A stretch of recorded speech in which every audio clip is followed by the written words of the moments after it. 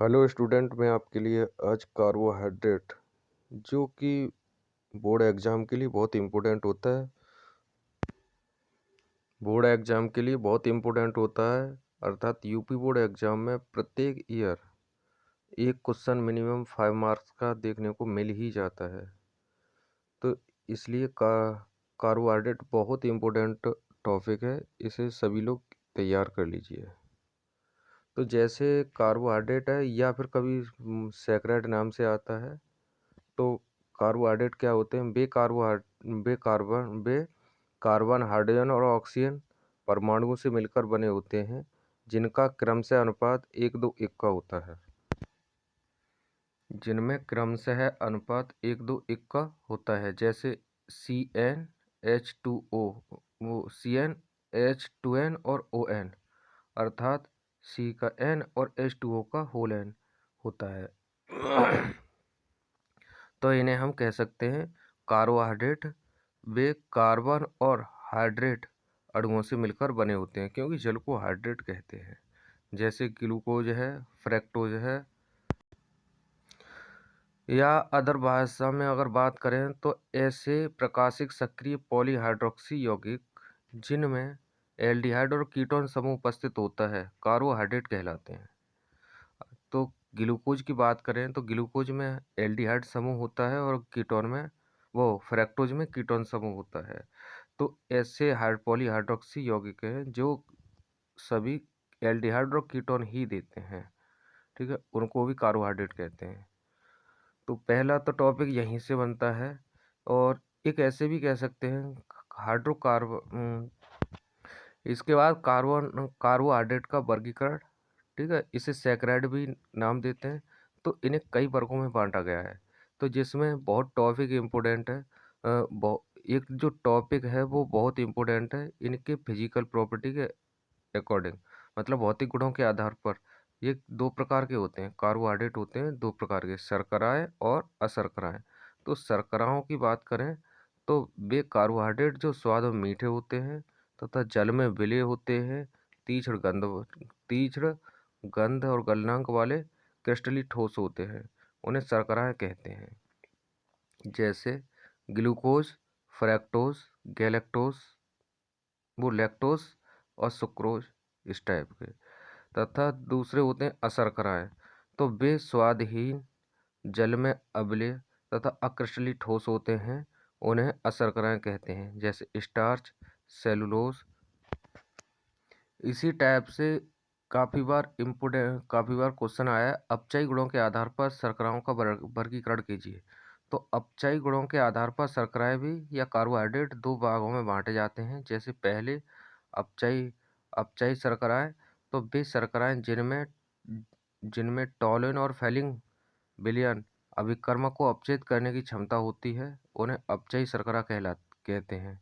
जैसे glucose, fructose, ribose, maltose और lactose जैसी शर्कराएं टॉलिन अभिकर्मक, फैलिंग विलयन और बेनेडिक्स विलयन आदि को अपचयित कर देती हैं, ठीक है। अर्थात वे अपचयी शर्करा जिनमें मुक्त अपचयी समूह एल्डिहाइड और कीटोन उपस्थित होते हैं। कहने का अर्थ है जिनमें एल्डिहाइड और कीटोन समूह होते हैं वो टॉलिन और फैलिंग विलयन से अपचयित होकर के एसिड समूह में परिवर्तित हो जाती हैं।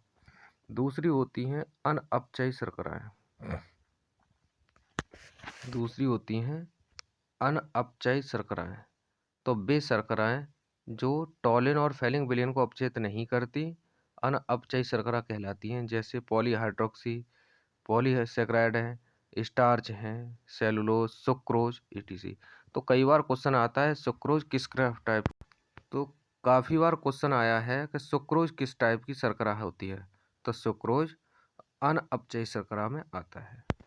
इसके बाद कई बार पूछा जाता है जल अपघटन के आधार पर शर्कराओं का वर्गीकरण। तो जल अपघटन के आधार पर शर्कराएं मुख्यतः 3 भागों में बांटी गई हैं। जल अपघटन के आधार पर शर्कराएं 3 भागों में बांटी जाती हैं। जैसे नंबर पहली है मोनोसैकराइड।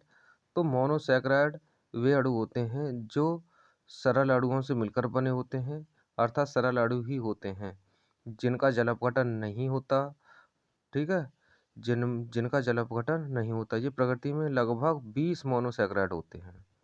ठीक है, इनका सामान्य सूत्र CH2O का होल n होता है, अर्थात CnH2O का होल n, जहाँ n बराबर 3 और 4, 3 से 7 तक होती हैं। इससे नीचे की शर्करा नहीं बनती। और ठीक है, इन्हें दो भागों में बांटा जाता है, एल्डिहाइड और कीटोन। मतलब एक शर्करा जिसमें एल्डोस ग्रुप होगा और एक शर्करा जिसमें कीटोस ग्रुप होगा। तो एल्डोस ग्रुप होने वाली शर्कराएं जिनमें एल्डिहाइड समूह उपस्थित होता है उन्हें एल्डोस कहते हैं। इनको एल्डोस कहते हैं। जैसे ये हैं एल्डोट्रायोस, एल्डोटेट्रोस। ये इनके IUPAC नाम के आधार पर रखे गए हैं। जैसे ये इस वाले फॉर्मूला में CnH2O का होल n में अगर हम n बराबर 3 रख दें तो क्या बनता है, एल्डोट्रायोस, या इसे कहेंगे ग्लिसरैल्डिहाइड। ऐसी n इक्वल 4 रख देते हैं तो फॉर्मूला बनता है C4H8O4। इसकी जो संरचना सूत्र बनाएंगे CH2OH और CHOH का होल 4 और CHO। इसका मतलब है एक कार्बन जे है, दो कार्बन जे हैं और एक कार्बन जे, कितनी हुई, 4। तो एल्डो ट्रायोस एल्डिहाइड जे समूह है, और ट्राईओस जे है इसको कहते हैं एथ्रियोस। इसके बाद है एल्डोहेक्सोस, एल्डोपेंटोस, और जिसे कहते हैं राइबोस। और एक और होता है एल्डोहेक्सोस, ग्लूकोज नाम है उसका। तो इसी टाइप से आगे है, इसमें होता है एक कीटोनिक समूह होता है। तो वे मोनोसैकराइड जिनमें कीटोनिक समूह उपस्थित होता है उन्हें कीटोस कहते हैं। ठीक है, ये भी इसी फॉर्मूला को फॉलो करते हैं। क्या होता है, इसमें कीटोन समूह बनता है CH2OH और OH। जो आ रहा है ये OH समूह कीटोन समूह है, और इसका नाम होता है कीटोट्राइस बोलते हैं इसे। इसी टाइप से 4 वाले को कीटोटेट्रोस, 5 वाले को कीटोपेंटोस, और इसी वाले 6 वाले को कीटोहेक्सोस। जो कीटोहेक्सोस है फ्रक्टोज है, सोर्बोस और टैगेटोस का फॉर्मूला भी होता है। इसी टाइप से एक और होता है ओलिगोसैकराइड। ओलिगोसैकराइड होता है तो वे कार्बोहाइड्रेट जो जल अपघटन के आधार पर 2 या 2 से अधिक मोनोसैकराइड अणुओं में टूट जाते हैं, उन्हें पॉलीसैकराइड कहते हैं। ये कई भागों में बांटे गए हैं। जैसे डाइसैकराइड है, तो वे कार्बोहाइड्रेट जिनका जल अपघटन करने पर मोनोसैकराइड के केवल दो समान अणुओं में या असमान अणुओं में टूट जाते हैं, उन्हें डाइसैकराइड कहते हैं। ठीक है, जिनका एग्जाम्पल है, जैसे इसकी बात करें, यह मेरे पास सुक्रोज C12H22O11। सुक्रोज का अगर जल अपघटन करते हैं हम तो एक ग्लूकोज और एक फ्रक्टोज बनता है। इसी टाइप से दूसरा है माल्टोज का भी फॉर्मूला सेम ही है। एक जल डालेंगे तो इसमें दो अणु टूट जाएंगे। एक लेक्टोस का भी जल अपघटन करने पर एक ग्लूकोज और गैलेक्टोस टूटता है। तो इन दोनों को अगर हम ऐड करेंगे तो इसमें ये वाला अणु और एक जल के अणु मिक्सिंग हो जाते हैं। इसके बाद आता है ट्राइसैकराइड। तो ट्राइसैकराइड होते हैं वे कार्बोहाइड्रेट जिनके जल अपघटन पर मोनोसैकराइड के 3 अणु या तीन समान या असमान अणु टूट जाते हैं, उन्हें ट्राइसैकराइड कहते हैं। जैसे पहला कोई ये हमारे पास रेफिनोस है। जैसे ये है रेफिनोस में 2 जल के अणु डाले तो जल अपघटन करने पर एक ग्लूकोज, एक फ्रक्टोज, एक गैलेक्टोस टूटता है। देखो, अगर रेफिनोस का फॉर्मूला नहीं याद रहता है तो एक काम करिए, 3 एक जैसे अणु लिख लीजिए अपघटन करने पर C6H12O6, C6H12O6, C6H12O6। इसमें कार्बन के और इधर जोड़ लीजिए 2 अणु जल के, और इसके बाद कार्बन कितने हैं, 6, 6 12 और 6 18। तो 18 तो कार्बन हो जाएंगे ये। ठीक है, इसके बाद हाइड्रोजन ऐड कर लो, कितने हो जाएंगे हाइड्रोजन, 12 और 12 और 12 भारतीय 36, और 36 में ये 4 घटा दो, 2 दूनी 4, 4 घटाओगे तो 32 बचेंगे, तो H32। ऑक्सीजन कितने हो गए, ऑक्सीजन हो गए 6 18, 18 में 2 कम हुए तो 16। तो ये हमारे पास रेफिनोस का फॉर्मूला बन जाता है। इसी प्रकार से टेट्रासैकराइड आते हैं, तो वे कार्बोहाइड्रेट जो जल अपघटन पर मोनोसैकराइड के समान या असमान 4 अणु तोड़ते हैं, उन्हें वो टेट्रासैकराइड कहते हैं।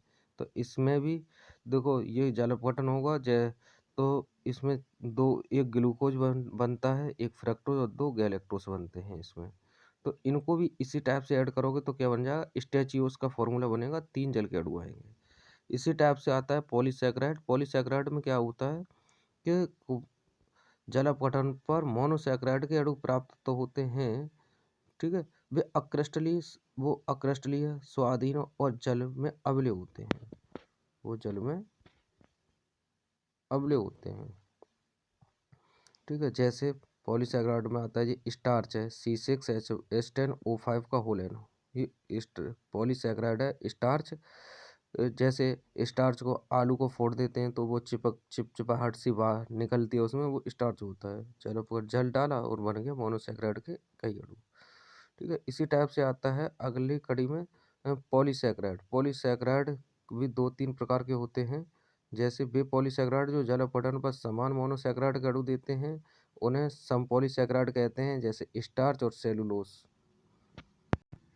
एक होता है जब जल अपघटन पर विभिन्न प्रकार के मोनोसैकेराइड के अणु होते हैं, तोड़ते उन्हें पॉलीसैकेराइड कहते हैं, विषम पॉलीसैकेराइड कहते हैं। जैसे इंसुलिन, इंसुलिन इसका बहुत अच्छा उदाहरण है। इसी कड़ी में आगे बढ़ते हुए एक इम्पोर्टेंट क्वेश्चन और आता है DL विन्यास। तो सैकराइडों का मतलब एल्डिहाइड और ग्लूकोज का केवल DL विन्यास याद कर लीजिए। तो जैसे इनका जो DL विन्यास है, जैसे ये ग्लूकोज है, ग्लूकोज की स्ट्रक्चर दे रखी है, ये CHO ग्रुप ऊपर, फिर एक कार्बन एक कार्बन एक कार्बन एक कार्बन एक कार्बन, ये एक स्ट्रेट लाइन में लिख लो। कार्बन कितनी है 6, नीचे CH2O ग्रुप। तो इससे ऊपर से नंबरिंग की जाती है 1 2 3 4 5 6।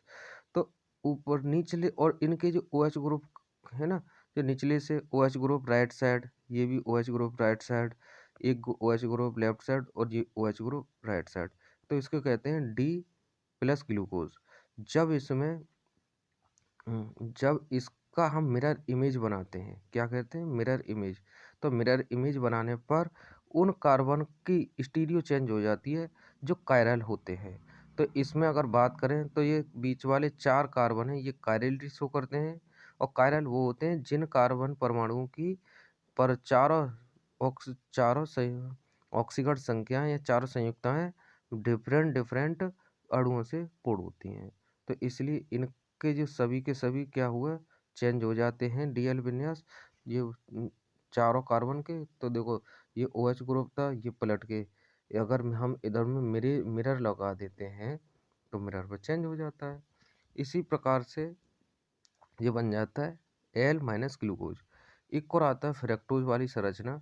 तो फ्रक्टोज की इस टाइप की होती है CH2OH, इसमें कीटोन ग्रुप होता है, एक कीटोन ग्रुप होता है और सेम वही पोजीशन है। इसका भी हम मिरर लगाएंगे तो L+ ग्लूकोज बन जाता है, ठीक है। तो ये कई बार क्वेश्चन पूछा गया है DL विन्यास। इसी कड़ी में आगे ग्लूकोज के कुछ केमिकल प्रॉपर्टी होती हैं, जिसमें एक केमिकल प्रॉपर्टी में कन्फर्म 3 टाइप के क्वेश्चन आते हैं। जिसमें एक आता है क्वेश्चन, कैसे सिद्ध करोगे कि ग्लूकोज में एल्डिहाइड समूह होता है। तो आपको एल्डिहाइड समूह से ही रिएक्शन करानी है, तो ऐसी रिएक्शन लिखनी है जिसमें एल्डिहाइड समूह हो। और एक क्वेश्चन आता है, कैसे सिद्ध करोगे कि ग्लूकोज में एल्कोहलिक समूह होते हैं। तो फिर एल्कोहलिक समूह वाले से ही रिएक्शन करानी है। और आपको बता दूं, ग्लूकोज में जैसे अभी बताई थी कि ग्लूकोज में 5 OH समूह होते हैं। तो कितने हैं, 1 2 3 4 और एक 5। इस वाले की बात करूँ तो ये 1 डिग्री एल्कोहल होता है और बाकी ये 4 2 डिग्री एल्कोहल होते हैं। जब सिद्ध करना होगा एल्डिहाइड समूह, कैसे सिद्ध करोगे कि ग्लूकोज में एल्डिहाइड समूह है।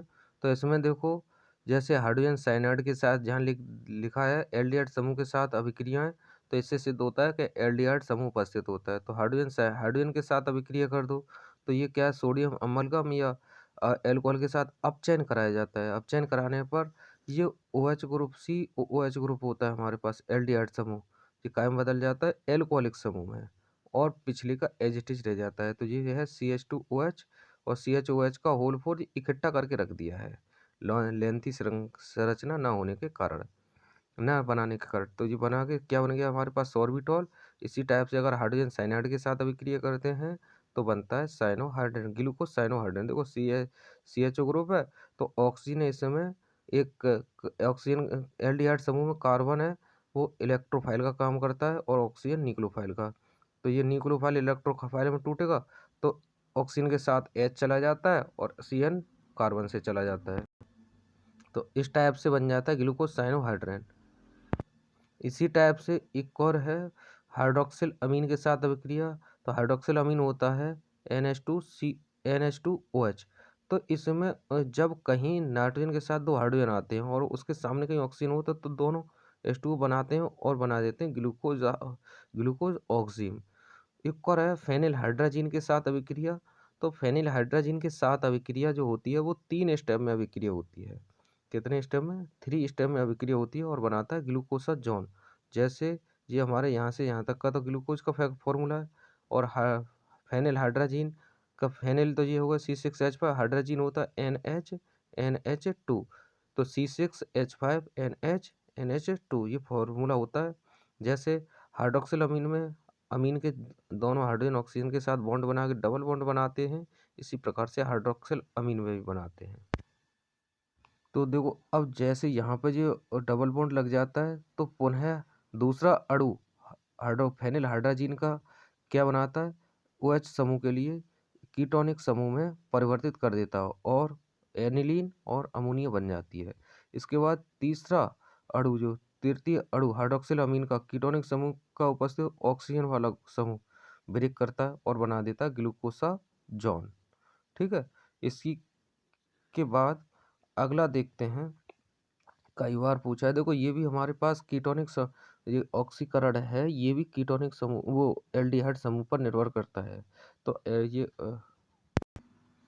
तो ऑक्सीकरण भी हमारे पास 3 प्रकार का होता है, इससे भी सिद्ध होता है कि ग्लूकोज में एल्डिहाइड समूह। तो देखते हैं, और जो कई बार पूछा गया है कि ग्लूकोज का हमें ऑक्सीकरण ग्लूकोज की HNO3 के साथ अभिक्रिया करने पर क्या बनता है, तो सैकरिक अम्ल बनता है। इसमें क्या है, CH2OH है और COHOH और एल्डिहाइड, यानी एल्डिहाइड समूह और 1 डिग्री एल्कोहल जो काय में बदल जाते हैं, एसिड समूह में बदल जाते हैं। ठीक है, तो इससे एक और क्वेश्चन आता है कि कैसे सिद्ध करोगे कि ग्लूकोज में एक 1 डिग्री एल्कोहल होता है।